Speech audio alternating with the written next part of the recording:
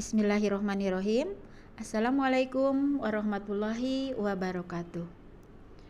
Pada laporan IKI bulan Oktober 2022 kali ini tentang pemecahan masalah pembelajaran, saya Rizky Rianti dari SMA Negeri 1 Padalarang akan mengambil judul yaitu pembelajaran berdiferensiasi sebagai salah satu solusi menggali potensi peserta didik pada mata pelajaran biologi di kelas 11 MIPA. Adapun sistematika pelaporannya adalah 1.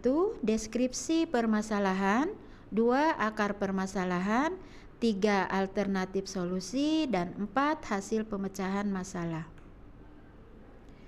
Deskripsi permasalahan. Setelah melaksanakan kegiatan pembelajaran 2 bulan terakhir ini, khususnya pada penyampaian materi di kelas 11, yaitu tentang struktur dan fungsi sistem gerak pada manusia, kemudian saya melakukan evaluasi pembelajaran. Ternyata hasil pembelajaran kurang memuaskan, di antaranya peserta didik yang mendapatkan nilai di atas KKM kurang dari 20% dari 5 kelas yang saya ajar. Berarti siswa yang belum tuntas hampir 80% dengan nilai rata-rata 55,17. Kemudian saya mencari akar permasalahannya apa. Dan ternyata dari hasil evaluasi yang diperoleh, maka saya menemukan akar permasalahan tersebut adalah kurangnya memuaskan hasil pembelajaran lebih dari 70%. Ini disebabkan karena saya menganggap bahwa kemampuan dan potensi peserta didik itu sama. Dan pada pembelajaran sebelumnya, saya menggunakan PPT atau PowerPoint sebagai media ajarnya. Ternyata peserta didik yang mendapatkan nilai kurang dari KKM tersebut adalah peserta didik yang sama. Pada pembelajaran menggunakan PPT atau PowerPoint tersebut, ternyata saya hanya menampilkan materi dan bentuk tulisan serta gambar saja. Sehingga saya menemukan sebuah alternatif solusinya. Selanjutnya saya sebagai guru mencoba untuk merubah strategi pembelajaran dengan melakukan 3 pendekatan melalui pembelajaran berdiferensiasi, yaitu pembelajaran berdasarkan keputusan yang masuk akal yang diambil oleh guru dengan berorientasi kepada kebutuhan peserta didik. Jadi, dalam hal ini yang perlu digarisbawahi adalah kebutuhan peserta didik. Nah, untuk menyesuaikan dengan kebutuhan peserta didik tersebut, maka kita sebagai guru sebelum melaksanakan kegiatan pembelajaran, kita dapat melakukan pemetaan dengan menggunakan 3 pendekatan. 1. Pendekatan berdasarkan kesiapan belajar. 2. Pendekatan berdasarkan minat. Dan 3. Pendekatan berdasarkan profil belajar. Nah, untuk pendekatan berdasarkan kesiapan belajar, maka untuk melakukan pemetaan ini, seorang guru bisa bertindak sebagai equalizer. Maksudnya, pendekatan berdasarkan kesiapan belajar adalah guru dapat mengelompokkan peserta didik ke dalam kelompok mana peserta didik tersebut dikelompokkan. Misalnya, ada beberapa peserta didik yang mudah memahami dan cepat menerima materi pelajaran, dan ada pula yang kelompok yang lama menerima materi pelajaran, atau ada yang mudah menguasai hal yang konkret, dan ada juga peserta didik yang mudah memahami hal yang abstrak, dan seterusnya. Kemudian yang kedua, pendekatan berdasarkan minat. Pendekatan berdasarkan minat, untuk mengelompokkannya, maka peserta didik dipetakan berdasarkan berminat kepada apa.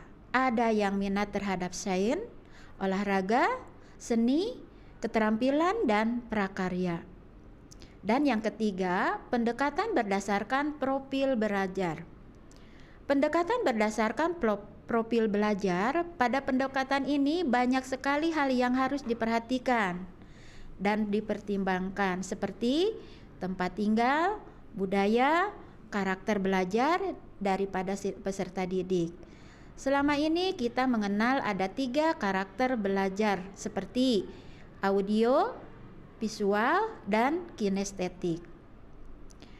Dari hasil pemecahan masalah, setelah saya merubah strategi dan media pembelajaran, hasil penganalisaan saya, dan kemudian saya memilih pendekatan pembelajaran berdasarkan pendekatan profil belajar, di mana saya melihat ada profil belajar dengan 3 karakter belajar dari siswa itu.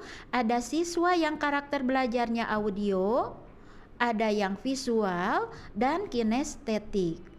Maka saya mengambil kesimpulan, media yang saya gunakan adalah harus kombinasi antara video dan praktek gerak otot. Sehingga dari kedua pembelajaran tersebut mampu menjadi strategi pendekatan pembelajaran yang berdasarkan karakter belajar, karena dapat memenuhi dan mewakili 3 kebutuhan dasar daripada karakter belajar dari peserta didik. Nah, karakter belajar visual dapat dipenuhi dengan melihat gambar dan warna dari sajian video pembelajaran. Hal ini dapat memenuhi kebutuhan peserta didik yang memiliki karakter belajar audio atau dia mahir dengan pendengaran. Dan untuk memenuhi karakter yang kinestetik, maka saya melakukan praktek gerakan otot sebagai pemenuhan kebutuhan belajarnya. Dan hasil pembelajaran berdiferensiasi dengan menggunakan karakter visual itu dapat memenuhi atau dapat terpenuhi dari pembelajaran dengan menggunakan video pembelajaran. Sehingga dari hasil evaluasi pembelajaran yang berikutnya menghasilkan nilai yang sangat memuaskan, yaitu dari asal tingkat penguasaan hanya 20% saja meningkat sudah mencapai KKM berjumlah 98,55%. Siswa hampir semuanya menguasai pembelajaran yang mereka ikuti.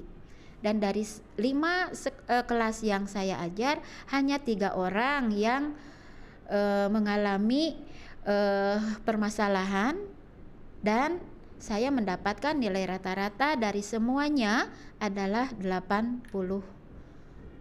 Nah, kesimpulan, dengan melihat hasil pembelajaran yang sudah saya lakukan, ternyata pembelajaran berdiferensiasi merupakan salah satu alternatif untuk menjadi solusi dalam pembelajaran untuk memenuhi kebutuhan peserta didik dalam belajar.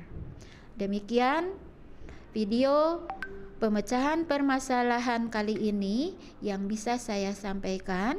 Mudah-mudahan dapat bermanfaat dan menjadi inspirasi kepada teman-teman semuanya. Saya mohon masukannya. Mudah-mudahan di video pembelajaran dan permasalahan berikutnya saya bisa mempermudah dan bisa memperbaiki apa yang kurang pada video pemecahan masalah kali ini. Wassalamualaikum warahmatullahi wabarakatuh.